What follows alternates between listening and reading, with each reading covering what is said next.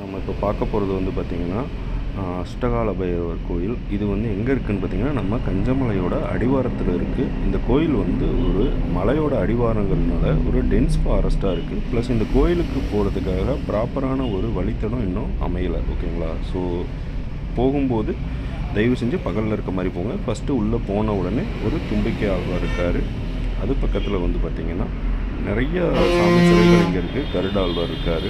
So அதுக்கப்புறம் இந்த ஆஞ்சநேயர் இருக்கார். ஸோ இது வந்து பெருமாள் கோயில். நான் போகும்போது வந்து பார்த்திங்கன்னா மூடி இருந்தது.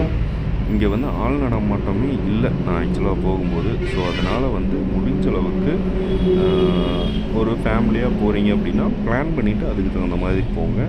But not safe for all peoples. ஓகேங்களா? ஸோ அதனால் பார்த்து பிளான் பண்ணி போங்க. நல்ல ஒரு அடர்ந்த ஃபாரஸ்ட்டுக்குள்ளே அமைதியான ஒரு சூழ்நிலையில் இருக்குது.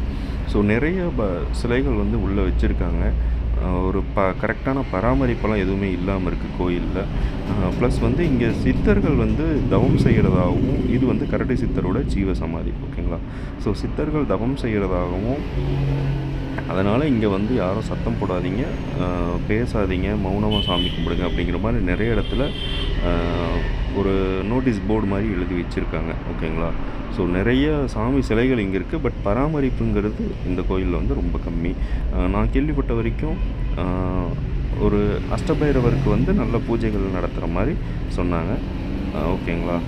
ஸோ இதுதான் நம்ம வந்து காலபைரவர். ஓகேங்களா? காலபைரவர் சன்னதி இதுதான். ஸோ இங்கே தான் மேக்ஸிமம் வந்து பார்த்திங்கன்னா அஷ்டகால பூஜைகள்லாம் நடக்கும் அப்படின்ட்டுருக்காங்க.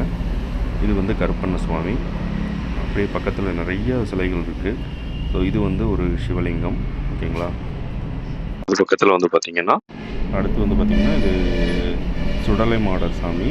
அடுத்து இது வந்து பார்த்திங்கன்னா பேச்சி அம்மன். இது குரு பகவான்.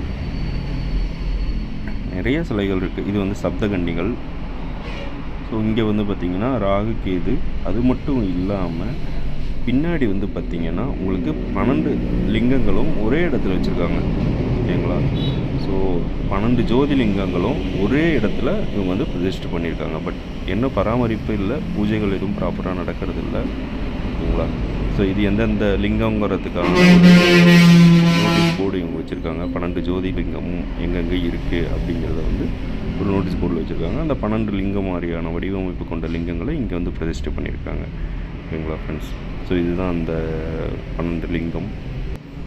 ஸோ அடுத்து வந்து பார்த்திங்கன்னா நம்ம அகத்தியர் முனிவருக்கு ஒரு பெரிய சிலை வச்சுருக்காங்க. நிறைய சிலைகள் இங்கே இருக்குது.